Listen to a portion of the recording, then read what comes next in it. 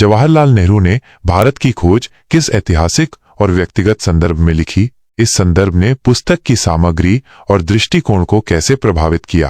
पुस्तक में नेहरू ने भारत की एकता और विविधता के विचार को किस प्रकार प्रस्तुत किया है? आपके अनुसार आज के भारत के संदर्भ में यह विचार कितना प्रासंगिक है? अगर आपको इस पुस्तक के बारे जाना है तो यहाँ इसकी एक शॉर्ट समरी प्रस्तुत है। क्या आप रेडी है? Let's go. जवाहरलाल नेहरू ने यह पुस्तक अहमदनगर किले में अपने कारावास के दौरान लिखी थी।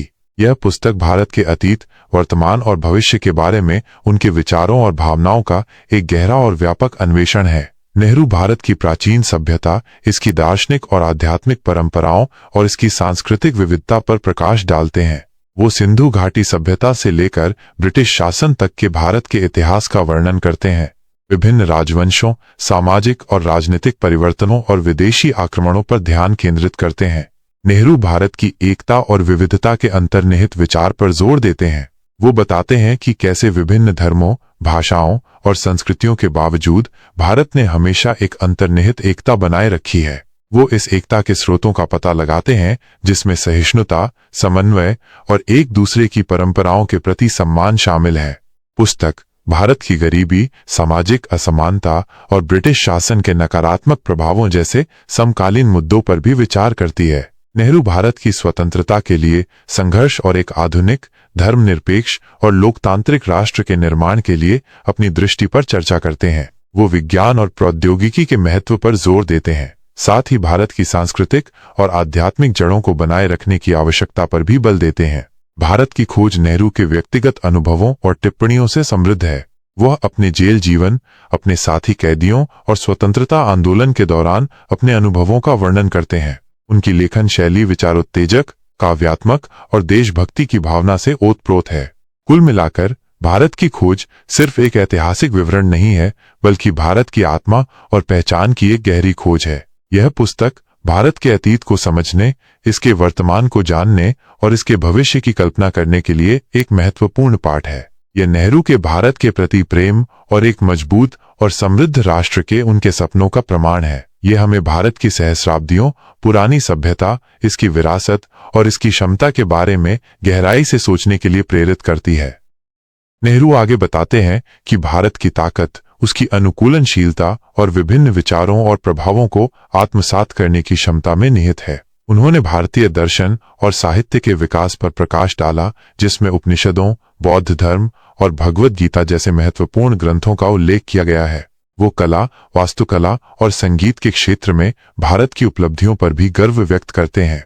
पुस्तक में गांधी जी के नेतृत्व में भारतीय स्वतंत्रता आंदोलन का विस्तृत विवरण है। नेहरू गांधी जी के व्यक्तित्व, उनकी अहिंसक प्रतिरोध की विचारधारा और भारतीय जनता को एकजुट करने की उनकी क्षमता का विश्लेषण करते हैं। वो स्वतंत्रता संग्राम के महत्वपूर्ण चरणों जैसे असहयोग आंदोलन और भारत छोड़ो आंदोलन पर भी प्रकाश डालते हैं। नेहरू स्वतंत्र भारत के लिए अपनी दृष्टि को स्पष्ट करते हैं। वो एक ऐसी आधुनिक राष्ट्र की कल्पना करते हैं जो वैज्ञानिक प्रगति, सामाजिक न्याय और आर्थिक समानता पर आधारित हो। वो गुटनिरपेक्षता की नीति के प्रबल समर्थक थे और उन्होंने अंतर्राष्ट्रीय शांति और सहयोग को बढ़ावा देने में महत्वपूर्ण भूमिका निभाई। भारत की खोज भारत की जटिलताओं और विरोधाभासों को भी स्वीकार करती है। नेहरू गरीबी, अशिक्षा और जातिवाद जैसी सामाजिक बुराइयों पर खुलकर बात करते हैं और इन चुनौतियों का सामना करने की आवश्यकता पर जोर देते हैं। वह भारत के भविष्य के प्रति आशावादी हैं, लेकिन साथ ही उन्हें देश के सामने आने वाली कठिनाइयों का भी एहसास है। यह पुस्तक नेहरू के गहन चिंतन, उनकी विद्वता और भारत के प्रति उनके अटूट प्रेम का प्रमाण है। यह एक ऐसी कृति है जो आज भी पाठकों को प्रेरित करती है और भारत की पहचान और भविष्य के बारे में महत्वपूर्ण अंतर्दृष्टि प्रदान करती है। यह हमें याद दिलाती है कि भारत सिर्फ एक भौगोलिक इकाई नहीं है, बल्कि एक जीवंत और विकसित होती सभ्यता है, जिसमें ज्ञान, विविधता और लचीलापन का खजाना है। नेहरू अपनी पुस्तक में भारत के विभिन्न क्षेत्रों की विशिष्टताओं और उनके बीच मौजूद सांस्कृतिक आदान प्रदान का भी वर्णन करते हैं। वह हिमालय की भव्यता, गंगा के मैदानों की उर्वरता और दक्षिण भारत की प्राचीन मंदिरों की सुंदरता का उल्लेख करते हैं। वह भारत की भाषाई विविधता और विभिन्न क्षेत्रीय साहित्य की समृद्धि पर भी प्रकाश डालते हैं। पुस्तक में भारत के अतीत के गौरव और वर्तमान की चुनौतियों के बीच एक निरंतर संवाद चलता रहता है।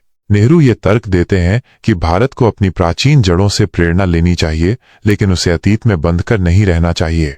उन्हें एक ऐसे भविष्य की आवश्यकता है जो वैज्ञानिक सोच, तकनीकी प्रगति और सामाजिक न्याय पर आधारित हो। नेहरू भारतीय संस्कृति की सहिष्णुता और समन्वय की भावना को महत्वपूर्ण मानते हैं। वो विभिन्न धार्मिक और दार्शनिक परंपराओं के बीच संवाद और सह अस्तित्व की आवश्यकता पर जोर देते हैं। उनका मानना था कि भारत की विविधता उसकी कमजोरी नहीं, बल्कि उसकी ताकत है। भारत की खोज नेहरू की एक व्यक्तिगत यात्रा भी है, एक बुद्धिजीवी और एक देशभक्त के रूप में उनकी विकास की कहानी है। पुस्तक में उनके संदेह, उनकी आशाएं और उनके सपने व्यक्त होते हैं। यह भारत के प्रति उनके गहरे लगाव और एक स्वतंत्र और समृद्ध भारत के उनके अटूट विश्वास का प्रमाण है।